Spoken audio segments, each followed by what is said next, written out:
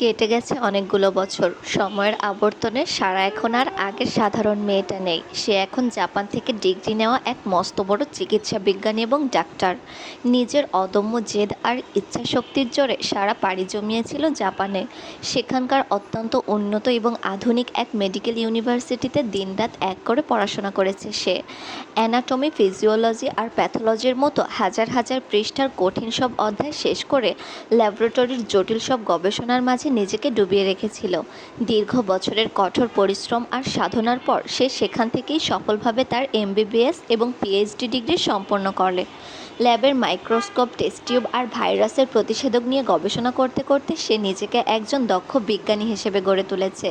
শুধু তাই না, সারা এখন আর শুধু একজন সফল বিজ্ঞানী, ডাক্তার কিংবা আদর্শ স্ত্রী নয়, সে এখন একজন গর্বিত মাও। দীর্ঘ প্রতীক্ষার পর রাফসান আর সারার কোল জুড়ে এসেছে তাদের একমাত্র কন্যা সন্তান, যার বয়স এখন 5.5 বছরের মতো। নাম রাখা হয়েছে সুরাইয়া রাফা। মেয়েটা দেখতে একদম কিউটের ডিব্বা হয়েছে। সময়ের সাথে সাথে সারা আর রাফসানের ভেতরের পুরনো সব মান অভিমান আর দূরত্ব একদম শেষ হয়ে গেছে। রাফসান এখন সারা বলতে এক্কেবারে পাগল, আর সারাও হয়ে গেছে রাফসানের অন্ধভক্ত। দুজন দুজনকে ছাড়া যেন কিছুই বোঝে না, সারাক্ষণ একজন আরেকজনের চোখেই হারিয়ে থাকে। এই তো আজকেই তারা দীর্ঘ কয়েক বছর পর জাপান থেকে চিরতরে নিজেদের প্রিয় বাংলাদেশে ফিরবে। রুমের ভেতর সারা মনোযোগ দিয়ে সুটকেসে সব কাপড় চোপড় গোছাচ্ছে, আর অন্যদিকে রাফসান ফ্লোরে ওপর হয়ে বসে রাফাকে নিজের পিঠে চড়িয়ে ঘোরা ঘোরা খেলছে। সারা শেষ কাপড়টা ভাঁজ করে সুটকেসে রাখতে রাখতে রাফাকে উদ্দেশ্য করে বলল, রাফা, এখন পাপ্পাকে ছেড়ে দাও তো, আমার কাছে আসো। রাফা তার পুচকে হাত দুটো দিয়ে রাফসানের গলা আরও শক্ত করে জড়িয়ে ধরে মুখ বাঁকিয়ে বলল, না না, আমি পাপ্পাকে একদম ছাড়বো না, তোমার কাছে তো আমি যাবই না, তুমি খালি সারাক্ষণ বকো, পচা মাম্মা তুমি একটা। আমার পাপ্পা অনেক ভালো। মেয়ের মুখে এমন অপবাদ শুনে সারা দুই কোমরে হাত দিয়ে নকল রাগ দেখিয়ে বলল, কি বললি, আমি ভালো না? দাঁড়া পিচ্ছি, দেখাচ্ছি তোকে মজা। বলেই সারা যেই না রাফাকে ধরতে এলো, পা এগিয়ে গেল, অমনি রাফা ভয়ে চোখ মুখ গোল গোল করে রাফসানের কানে কানে ফিসফিসিয়ে বলল, পাপ্পা জলদি দৌড় লাগাও, তোমার এই বাঘিনী বউ খেপে গেছে, ধরতে পারলে কিন্তু আজ তোমাকেও কাঁচা চিবিয়ে খাবে। রাফসান সাথে সাথে রাফাকে পিঠে নিয়ে ঘরের মধ্যেই দিল এক ভোঁদড়। পিছন পিছন সারাও তাড়া করতে করতে বলতে লাগলো, এই দাঁড়ান বলছি, দাঁড়াবেন, না হলে আজ যদি ধরতে পারি তবে বাপ মেয়ে দুটোকেই সাইজ করব। রাফা রাফসানের কান কামড়ে ধরে ফিসফিসিয়ে বলল, পাপ্পা আরও জোরে দৌড়াও, ছি পাপ্পা, মাম্মা থেকে তুমি আসলেও দৌড়ে পালাচ্ছ। রাফসান হাঁপাতে হাঁপাতে বলল, সোনা রে, তোমার মা যখন খেপে যায় না, তখন বনের বাঘ এসেও পায়ে ধরে সালাম দিয়ে বলবে, হে বাঘিনী মাতা, আমার ভুল হয়ে গেছে, আমাকে মাফ করেন। আর আমি সেখানে সাদাসিধে একটা সাধারণ জামাই, আমার কি জানের ভয় নাই? দৌড়াতে দৌড়াতে রাফসান সোজা রাফাকে নিয়ে গিয়ে গাড়িতে উঠে পড়ল। এছাড়া আর কোনো উপায় ছিল না, না হলে আজ মেয়ের সাথে তাকেও আলুর ভর্তা হতে হবে। সে তাড়াতাড়ি গাড়ি স্টার্ট দিয়ে একটানে ওখান থেকে চলে গেল। সারা ততক্ষণে হন্তদন্ত হয়ে বাইরে এসে দাঁড়ালো। গাড়ি চলে যাওয়ার পথের দিকে তাকিয়ে কপালে হাত দিয়ে বলল, বাপ হয়েছে যেমন, মেয়েও হয়েছে তেমন, এই দুটোকে নিয়ে আমি আর পারি না। অবশেষে সন্ধ্যা 7টায় তাদের ফ্লাইট। তারা দেশের উদ্দেশ্যে রওনা দিল। প্লেন যখন রানওয়ে ছেড়ে আকাশে ডানা মেলল, সারার মনের ভেতর তখন হাজারো আনন্দের হিল্লোড়। ভাগ্যের কি অদ্ভুত পরিহাস, এই জাপানে যখন সে প্রথম এসেছিল তখন এসেছিল একদম একা।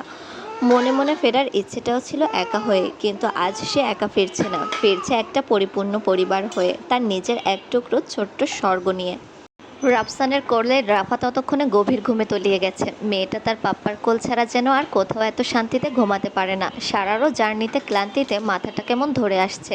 সে একটু আরাম পাওয়ার জন্য রাফসানের চওড়া কাঁধের ওপর নিজের মাথাটা এলিয়ে দিল। রাফসান নিজের ডান হাত দিয়ে মেয়েকে সাবধানে বুকের সাথে জড়িয়ে রেখেই বাঁ হাত বাড়িয়ে দিয়ে সারার কাঁধটা শক্ত করে জড়িয়ে ধরল।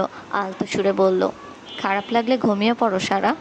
সময়ের সাথে সাথে রাফসান এখন সারাকে তুমি করেই ডাকে। তাদের ভেতরের দূরত্ব এখন উবে গেছে। সারা রাফসানের কাঁধে মাথা রেখেই বুজে আসা চোখে মৃদু হেসে বলল, জানেন, আমি কখনো ভাবিনি আমার এত সুন্দর একটা পরিবার হবে। আমি যখন এদেশে এসেছিলাম ভেবেছিলাম হয়তো কোনো মতে দিন কাটিয়ে একা একাই একদিন ফিরে যাব, কিন্তু আমি আজ একা নই, আমার ভালোবাসার মানুষ, আমার পরিবার সহ ফিরছি। আমি আজ অনেক বেশি খুশি আর পরিপূর্ণ। এখন শুধু জীবনের বাকিটা পথ এভাবেই অনায়াসে আপনার আর রাফার সাথে কাটিয়ে দিতে চাই। রাফসান আলতো করে ঘাড় বাঁকিয়ে সারার কপালে ঠোঁট ছোঁয়ালো। পরম আবেশের চোখ দুটো বুজে সে ফিসফিসিয়ে বলল, আমিও আজ বড্ড পরিপূর্ণ সারা, আমার আর কিচ্ছু চাই না, শুধু তুমি আর আমার এই কলিজার টুকরোর মেয়েটা পাশে থাকলেই আমার পুরো পৃথিবীটাই স্বর্গ।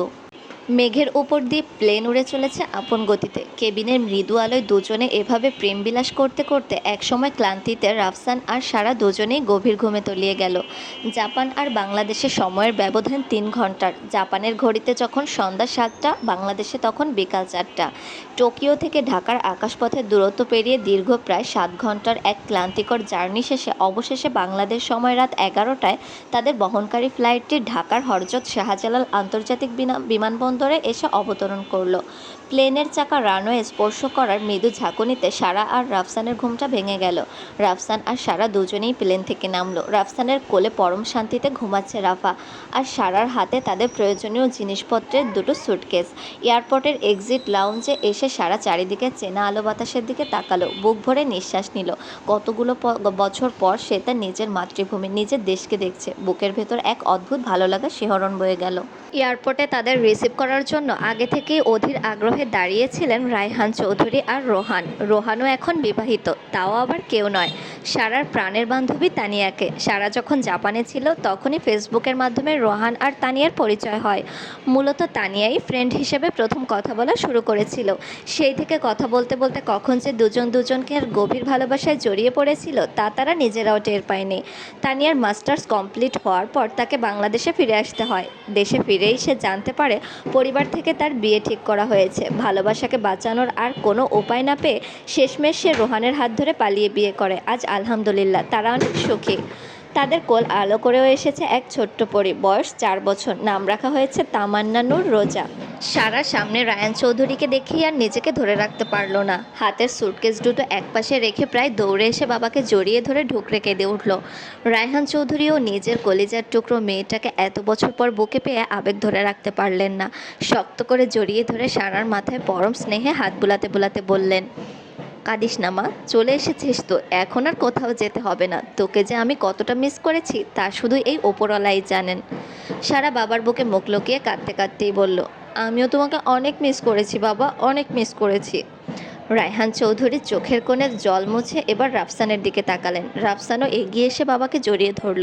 এতগুলো বছরের ব্যবধানে রায়হান চৌধুরী আর রাফসানের ভেতরে সব ভুল বোঝাবুঝি আর দূরত্ব একদম মিটে গেছে। এরপর রাফসান আর রোহান একে অপরকে শক্ত করে বুকে জড়িয়ে ধরল। দুই বন্ধুর মুখের চাওড়া হাসি বলেই দিচ্ছে তাদের ভেতরের আনন্দের পরিমাণ। তানিয়াও এক দৌড়ে এসে সারাকে জড়িয়ে ধরে খুশিতে মেতে উঠল। সবাই নিজেদের মাঝে কুশল বিনিময় করে হাসি মুখে গাড়ির দিকে পা বাড়ালো। রায়হান চৌধুরী তো নাতনি রাফাকে দেখেই পাগল হয়ে গেলেন। তিনি রাফসানের কোল থেকে ঘুমন্ত পুচকো রাফাকে নিজের কোলে তুলে নিয়ে পরম আদরে গাড়িতে গিয়ে উঠলেন। অবশেষে জীবনের সব ঝড়ঝাপটা, ভুল বোঝাবুঝি আর মান অভিমানকে পিছনে ফেলে এগিয়ে গেল একটি সুন্দর সুখী পরিবার, যেখানে আজ আর কোনো অতীত নেই, নেই কোনো পুরনো ক্ষোভ, ঘৃণা কিংবা রাগ।